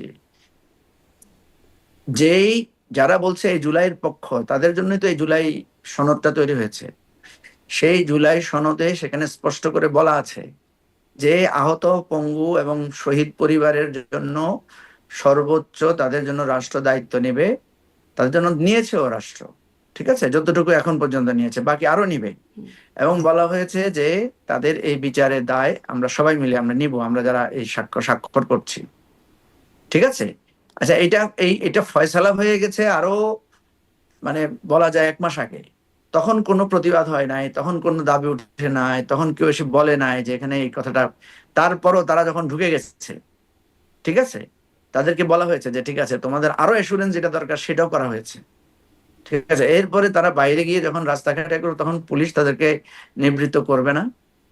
আপনি কি মনে করেন করাটা ঠিক হয়েছে কিনা, এবার আপনি বলেন। জামাতের আমির ঠিক কিন্তু হয়েছে এটা কিনা এবার বলেন। সমালোচনা করেছেন, জামাতের আমির এটা নিন্দা করেছেন যে যেভাবে জুলাই আরে যোদ্ধাদের ভাই পেটানো আপনার হয়েছে। কথা জানতে চাচ্ছি, জামাতের দিকে পড়ে থাকেন কেন সারাদিন? জামাতের সাথে পড়ে থাকার তো আপনার আমার দরকার নাই। আমি আপনার কথা জিজ্ঞেস করতেছি যে যখন এরকম করে তখন পুলিশের কি করণীয়?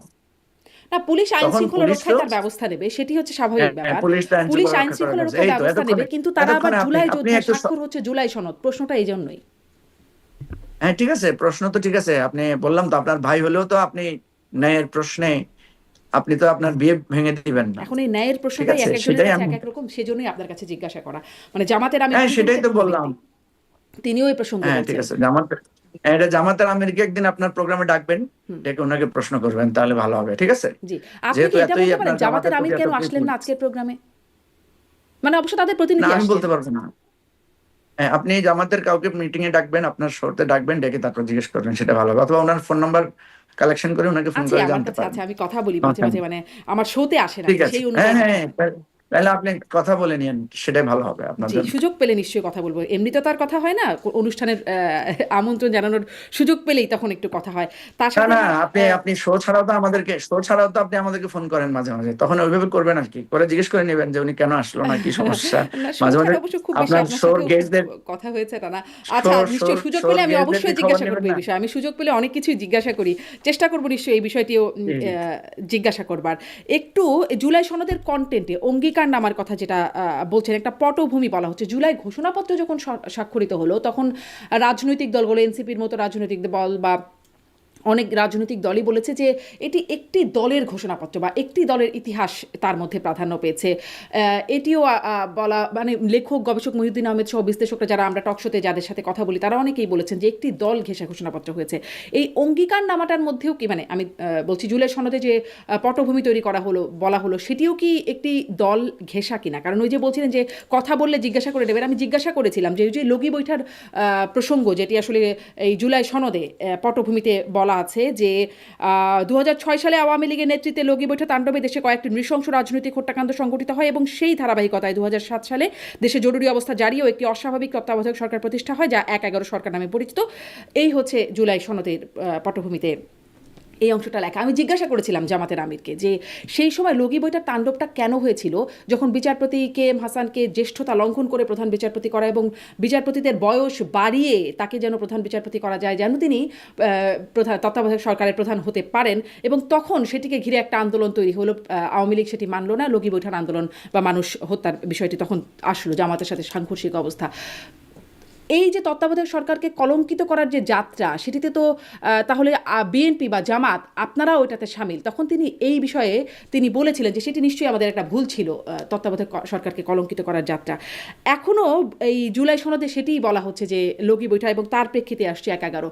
মানে এইটাও কি আসলে, আমি এটা একটা উদাহরণ দিলাম শুধুমাত্র, আসলে কি একটি দল ঘেঁষা হয়ে যাচ্ছে কিনা পটভূমি বা বিস্তারিত যেভাবে আসছে জুলাই ঘোষণাপত্রের পরে সনদও যেভাবে আসছে? না, দল, এটা দল ঘেঁষা যদি আমরা মনে করতাম তাহলে তো আমরা এটা স্বাক্ষর করতাম না, বা দল ঘেঁষা যদি মনে করতাম তাহলে তো এটা জুলাই সনদ আকারে 32-33 দল এটা গ্রহণ করতো না। ঠিক আছে, এই পটভূমি তার তো সবার আমরা এগ্রি করেছি। এখন মহিউদ্দিন ভাই যেটা করেছেন এটা ওনার স্বাধীনতা আছে, উনি এটা কি অবজার্ভ করবে, আপনি এটা সম্পর্কে মন্তব্য করতে পারেন, এটা এক একজন একভাবে মন্তব্য করতেই পারে। কারো কারো কাছে তো জুড়ে মানে লগি বৈঠা এটা একটা মহত্তম কাজও বিবেচিত হতে পারে, তাই না? কারণ যারা লগি বৈঠা করে মানুষ মেরেছিল সে সমস্ত মামলাগুলো তো নেওয়া হয় নাই, বিচারও হয় নাই সেই সময়ে।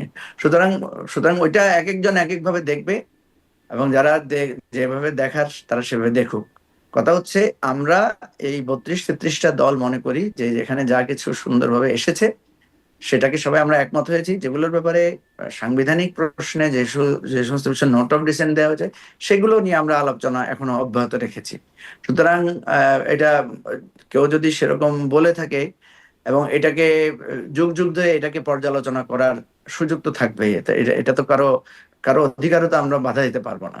জি, সঠিক ইতিহাসই আপনারা একমত হয়েই তার মানে স্বাক্ষর করেছেন। আচ্ছা, এটি বুঝলাম। একটু এখানে আসি, প্রধান উপদেষ্টা আজকে বলছেন যে সারা বিশ্ব অবাক তাকিয়ে আছে আমাদের দিকে, আমাদের কাছে নাকি অনেক দরখাস্ত আসছে, তরুণ পাঠান 26 সালে হাত জোর করে বলবেন তো তরুণ পাঠান, আমরা তরুণ না পাঠালে একরকম তারা বিশ্বের অন্যান্য দেশগুলো বিপদেই পড়ে যাচ্ছেন, এই একটা অবস্থা। কিন্তু কদিন আগেই বাংলাদেশের পররাষ্ট্র উপদেষ্টা তৌহিদ হোসেন তিনি বলছেন যে বাংলাদেশের জন্য ভিসা কঠিন হয়ে গেছে, ভিসা প্রত্যাখ্যানের হার বেড়েছে। তিনি বলছেন শিক্ষার্থীরা যারা কাজের জন্য বিদেশে যাচ্ছে তারা উদ্বিগ্ন, তিনি নিজেও তার উদ্বেগের কথা স্বীকার করছেন।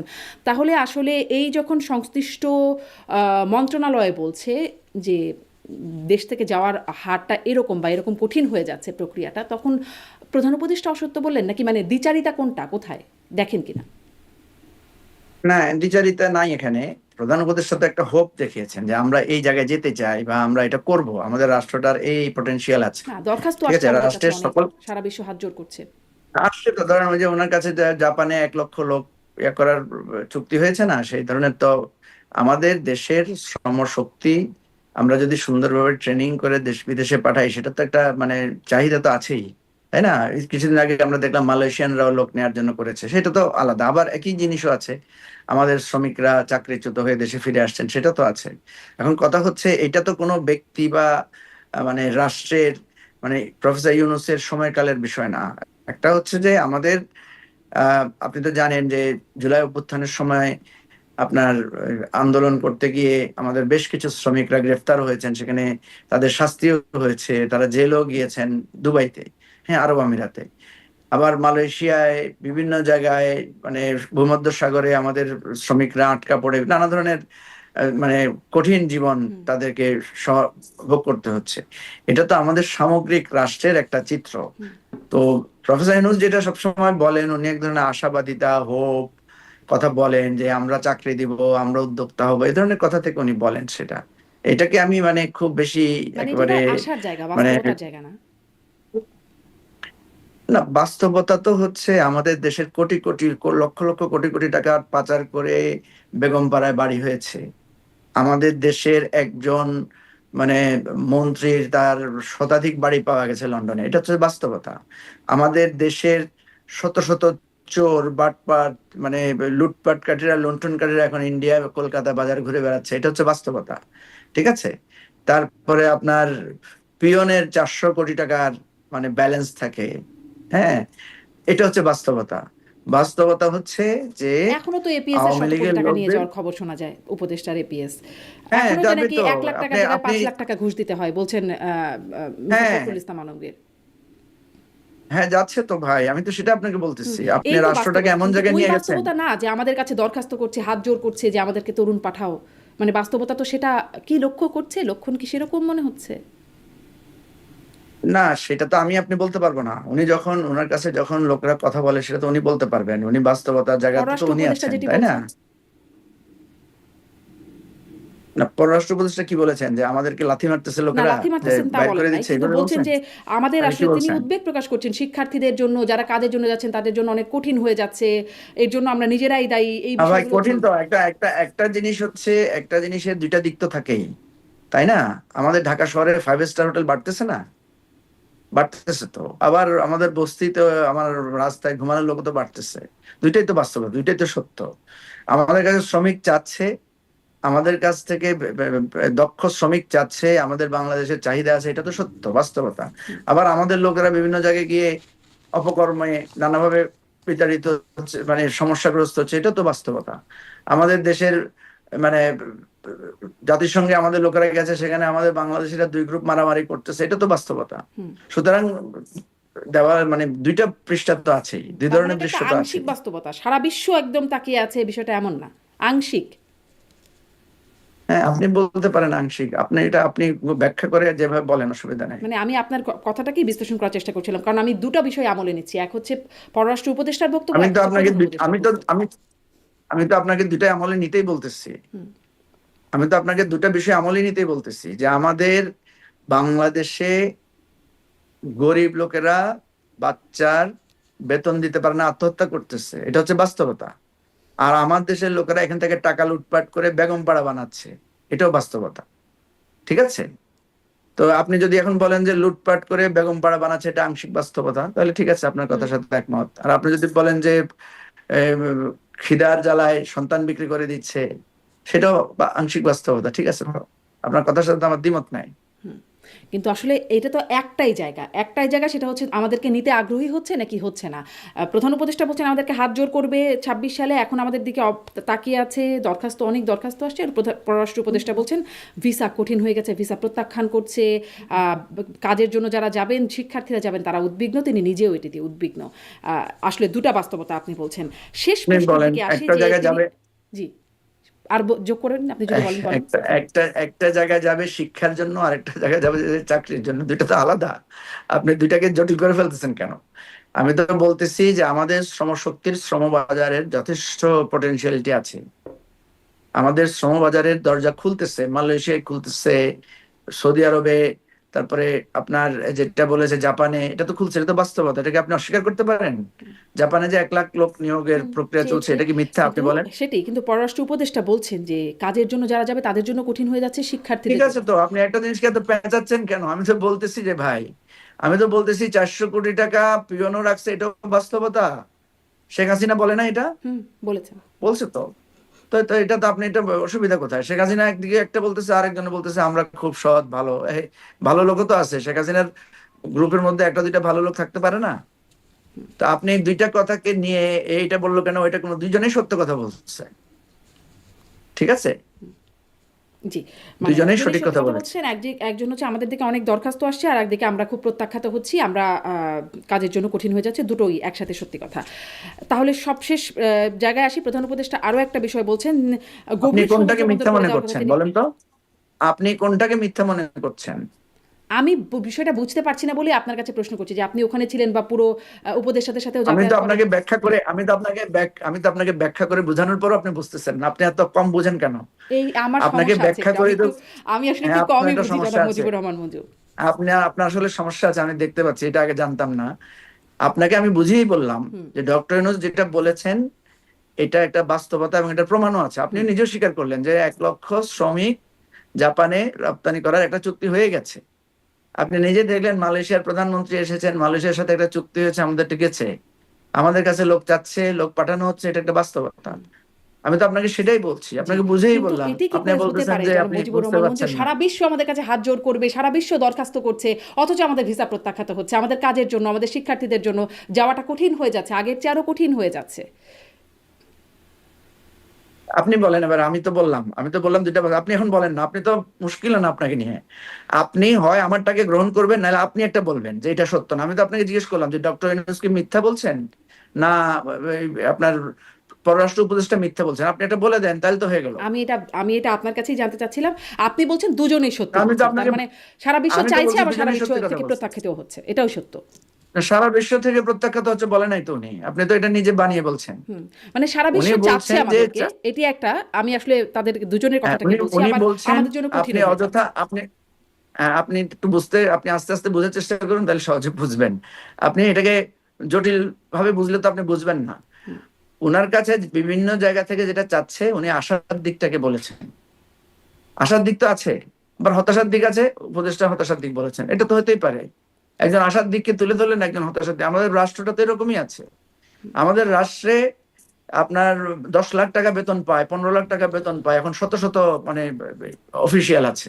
আর 10,000 টাকা বেতন পায় এরকম, বা 10,000 টাকার নিচে কম পায় লক্ষ লক্ষ আছে। এখন যে বললো যে আমাদের দেশের মানুষ না খেয়ে মারা যাচ্ছে, এটা যেমন সত্য। আর আমাদের দেশের 5 স্টার হোটেলে খাবার অপচয় হচ্ছে, দুটোটা তো খাবার প্রসঙ্গে। হুম। তো আপনি দুইটাকে একেবারে মানে জটিল করছেন কেন? আমি তো আপনাকে বলছি যে দুইটাই সত্য। একদিকে রিফিউজ হচ্ছে, বিভিন্ন জায়গায় ছাত্রদের ব্যাপারে উনি বলেছেন, আর উনি বলেছেন শ্রমিকদের ব্যাপার নিয়ে। আপনি এটাকে এত জটিল করে ভাবার দরকার নাই, ঠিক আছে? হুম, শুধু ছাত্রদের ব্যাপারে বলেন নাই, উনি কাজের ক্ষেত্রেও বলছেন যে কাজের জন্য যারা যাচ্ছেন তাদের জন্য আরে দেওয়া ভাই, হচ্ছে। আপনি তো আমার কথা নিচ্ছেন না, তো নিচ্ছি, বলে নিচ্ছি, ফেলেন আপনার না কথা আপনি নিচ্ছি, যে আপনি আপনার, বলছেন দুটাই আপনি বাস্তবতা। বলেই ফেলেন না যে উনি মিথ্যা কথা বলছে। আপনি তো আবার ভাই না, ঝামেলা আপনি বলছেন করতেছেন। দুটাই আপনাকে তো বললাম বাস্তবতা, যে আচ্ছা আপনি, আপনার কথা নিলাম, মানে সেটি তো এখন। আপনি বলেন যে দুইটা বাস্তবতা না, তাহলে তো হয়ে গেল। জি, আমার আপনি কাছে, বলে মানে দেন আমার যে কাছে দুইটা এটাই বাস্তবতা খটকা না। লাগছিল, শুনেন, একসাথে দুটো কি করে বাস্তবতা হতে আপনার পারে, তো, আপনি বলছেন আমি দুটোই বলছি কি, বাস্তবতা। আপনার আপনার সাথে আমার যে আলোচনা, এটা তো দর্শকরা দেখছে, তাই না? হুম, হুম। হয় আমারটা সঠিক, নাহলে আপনারটা সঠিক। আপনি বলেন যে ওনারা দুজনে ধাপ্পাবাজি করছে, বলে ফেলেন, তাহলে না, তো হয়ে গেল। আপনারটা সঠিক বা আমি তো আমারটা সঠিক বলছি, না, হয় প্রধান উপদেষ্টা সঠিক, না হয়তো পররাষ্ট্র উপদেষ্টাটা সঠিক, আমি এটা জানতে চাচ্ছিলাম যে কোনটা সঠিক, আপনি বলছেন আপনি দুটাই বলেন, সঠিক। আপনি, আমি তো বলছি দুইটাই সঠিক, দুটাই আপনি সঠিক, বলেন জি। যে ক্যাপটা আমি সঠিক। তাহলে পরের প্রশ্নে যাই। মানুষ আসলে এটা, এখান থেকে আপনার বিশ্লেষণটা নিশ্চয়ই আমলে নেবে যে দুটাই সঠিক, একই সাথে আমাদেরকে সারা বিশ্ব থেকে আমাদের জন্য আবেদনও আসছে, হাত জোড় করেও বলছে পাঠানোর জন্য, আবার আমাদের জন্য একই সাথে কঠিনও হচ্ছে, দুটোই আসলে বাস্তবতা। প্রধান উপদেষ্টা আরও বলছেন গভীর সমুদ্র বন্দর করে দেওয়ার কথা বারবার বলছেন, এভাবে হলে তাহলে সিঙ্গাপুরে পরিণত হবে। মানে এটা নিয়ে আমাদের অনেকটা কন্ট্রোভার্সি আছে, বিতর্ক জায়গা আছে, রাজনৈতিক দলগুলো এই বঙ্গোপসাগর ঘাঁটি ইত্যাদি বিষয় নিয়ে কথা বলছেন। মানে তিনি এই বিষয়টিকেই প্রায়োরিটি দিলেন, এটি আপনার কাছে কেমন লাগলো? কোনটা? এই যে বঙ্গোপসাগরের মানে গভীর সমুদ্র বন্দর করে দেওয়ার কথা তিনি বলছেন, যে তিনি এটিতে বারবার বলছেন এই বিষয়ে, আজকের বক্তব্যে বলছেন। না, আমাদের গভীর সমুদ্র বন্দরের কাজ আমরা যেটা আপনার ওই যে মহেশখালীতে ডিপ সি পোর্টের জন্য যে কাজটা হচ্ছে, হ্যাঁ, সেখানে তো একটা বিরাট আপনার শিল্প কারখানা গড়ে ওঠার একটা সম্ভাবনা তৈরি হয়েছে। আমাদের এখানে ডিপ সি পোর্ট হলে তো এটা আমাদের জন্য আর্থসামাজিক, হুম, আমাদের কর্মসংস্থানের জন্য একটা বিরাট সুযোগ সৃষ্টি হবে, এর তো কোনো সন্দেহ নাই। ঠিক আছে, এটা তো সঠিক কথা। জি, আপনি এটাকে সমর্থন করছেন, মানে সঠিক কথা তো বটেই, কিন্তু এটা নিয়ে অনেক বিতর্কের জায়গা তৈরি হয়েছে, মানে রাজনৈতিক দলগুলো না, অনেকে। বিতর্ক বিতর্ক তো থাকতেই পারে, কারণ সবাই তো সবকিছুর ব্যাপারে একমত হবে এমন কোনো কথা নাই। জি, অনেক ধন্যবাদ। দেখা যাক আসলে সামনে জুলাই সনদটা গণভোট, সেটি নিয়ে বিতর্কটা থাকেই। আপনি বলছিলেন যে ইগোর কথা, সেটিই থাকে নাকি আসলে ইগোকে কেটে সামনের দিকে আলোর পথে যাওয়া যায়, সেটি নিশ্চয়ই আমরা দেখব, নিশ্চয়ই সামনেও আপনাকে পাবো এই বিষয়গুলো নিয়ে